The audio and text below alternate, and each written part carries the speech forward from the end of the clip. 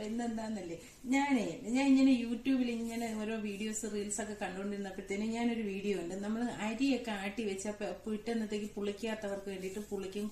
അപ്പൊ അങ്ങനെ ഒരു വീഡിയോ കണ്ടിട്ട് ഞാൻ ചെയ്യുവാണ്. ഞാൻ എത്രത്തോളം സക്സസ് ആവുമെന്ന് എനിക്ക് അറിയത്തില്ല. ഞാനത് ഫസ്റ്റ് ടൈം ചെയ്യുകയാണ്. അപ്പോഴും ഞാനിതൊന്ന് ചെയ്ത് നോക്കുകയാണ്. സക്സസ് ആവുകയാണെങ്കിൽ നാളെ ഞാൻ നിങ്ങൾക്കുള്ളത് ബാക്കി വീഡിയോ നാളത്തെ വീഡിയോയിൽ ഇത് കാണിക്കാം. അപ്പൊ ഞാൻ ഇതിനകത്ത് തന്നെ ഒരു ഗ്യാസ് റോൾ എടുത്തിട്ടുണ്ട്, കഴുകി വെച്ചിട്ടുണ്ട്. അപ്പൊ അപ്പത്തിന് അരിയാട്ടി വെച്ചിരിക്കുകയാണ്. പിന്നെ ഷുഗരൂന്ന്. അപ്പൊ കുക്കറിനകത്ത് ഒഴിച്ചു വെച്ചാൽ നന്നായിട്ട് ദോശമാവൊക്കെ പുളിച്ച് പൊങ്ങിയിരിക്കുന്ന കണ്ട്. അപ്പൊ ഒന്ന് ട്രൈ ചെയ്ത് നോക്കാം. അപ്പൊ നിങ്ങളെ കൂടെ ഒന്ന് കാണിക്കാന്ന് വിചാരിച്ചത്. സക്സസ് ആണോ എന്ന് എനിക്ക് അറിയത്തില്ല, ഫ്ലോപ്പ് ആവുമെന്നും അറിയത്തില്ല. എന്തായാലും ഞാനൊന്ന് പരീക്ഷിക്കാൻ പോവാണ്. പരീക്ഷണങ്ങളാണല്ലോ നമ്മുടെയൊക്കെ വിജയം എന്ന് പറയുന്നത് അല്ലേ. അപ്പം ഞാൻ ഒഴിച്ചു വെക്കാൻ പോകണം. അപ്പൊ ഗേസ്, ഞാൻ ഇന്നലെ ഇത് അരി മാവ് അരച്ചു വെച്ചതാണ്. ഇത് എന്തായി എന്ന് ഇതുവരെ ഞാൻ നോക്കിയില്ല. അപ്പൊ നമുക്കിതൊന്ന് നോക്കാം. ചിലപ്പം നേരെ ആയി കാണും, ചിലപ്പോൾ നേരെ ആയി കാണത്തില്ല. എന്തായാലും നമുക്കിതൊന്ന് തുറന്നു നോക്കാം. എങ്ങനെ ഉണ്ടെന്ന് അറിയണമല്ലേ. അയ്യവ, നല്ലോണം വന്നിട്ടുണ്ട്. പുളിച്ചൊക്കെ വന്നിട്ടുണ്ട്, നല്ല കുമ്പളയൊക്കെ വന്നിട്ടുണ്ട്. എന്തായാലും ഞാൻ ഇന്ന് അപ്പം ചുട്ടു നോക്കട്ടെ എങ്ങനെ ഉണ്ടെന്ന്. ഓക്കെ, നല്ലോണം പൊങ്ങി. എനിക്കിവിടെ അപ്പച്ചട്ടിയൊന്നുമില്ല, ഉള്ളതിൽ വെച്ച് ഞാൻ എന്തും ചെയ്യും. അതാണ് എന്റെ ഒരു ശീലം.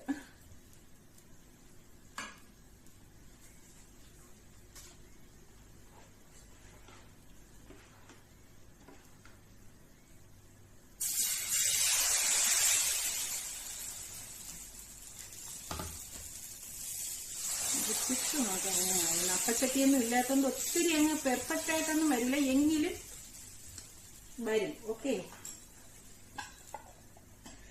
പക്ഷേ സംഗതി സൂപ്പറാ വന്നിട്ടുണ്ട്. ഇതിന് ഇളകുമെന്ന് അറിയത്തില്ല കേട്ടാ. അപ്പച്ചട്ടി വലിയ പെർഫെക്റ്റ് അല്ലാത്തത് കൊണ്ടേ എന്ന് വെച്ചാൽ നമുക്ക് തിന്നല്ലേ പറ്റുള്ളൂ. നമുക്ക് അപ്പച്ചട്ടി ഇല്ല, നമ്മളെ കൊണ്ട് തണുപ്പാണ്, മാവ് പുളിക്കാനൊക്കെ എന്നൊന്നും പറഞ്ഞ കാര്യം നടക്കും. അപ്പം തിന്നണമെന്ന് തോന്നി അപ്പം തിന്നേ പറ്റും. കടയിൽ പോയി വാങ്ങാനൊക്കത്തില്ല, ആരും കൊണ്ടുതരാനില്ല, ഒന്നുമില്ല. ഞാൻ ഇത് സ്വന്തമായിട്ടുണ്ടാക്കി. ഇതാണ് അടിപൊളി അപ്പം. പൂ പോലത്തെ, എന്താ സ്പോഞ്ച് പോലെ നല്ല പൂ പോലുള്ള അപ്പം. അടിപൊളി. ഇത് ചെയ്ത് പറഞ്ഞു തന്നവർക്ക് താങ്ക്സ്. അടിപൊളി, നല്ല പൂ പോലുള്ള പാലം. ഞാനിതൊന്ന് കഴിക്കട്ടെ. നല്ല അടിപൊളിയാണ്.